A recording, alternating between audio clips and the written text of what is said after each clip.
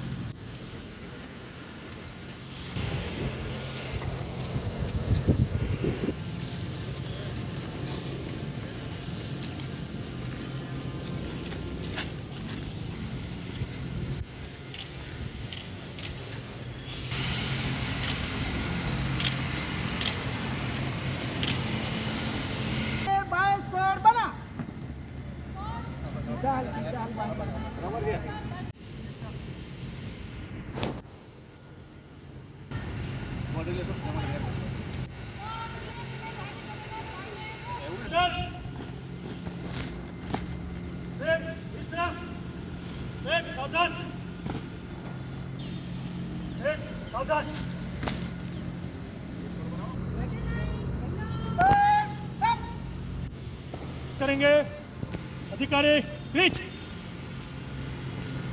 अधिकारी वहां पे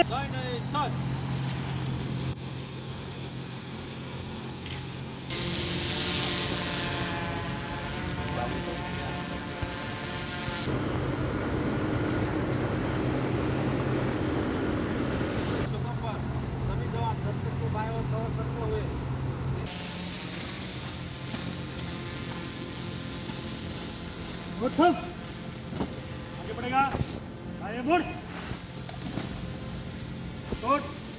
આપણી સંકલ્પ ન્યૂઝ ચેનલને સબસ્ક્રાઇબ અને લાઇક કરો, બેલ આઇકન દબાવો, જેથી આવનાર ન્યૂઝ અપડેટ્સની નોટિફિકેશન આપના મોબાઈલ પર સૌથી પહેલા પહોંચે।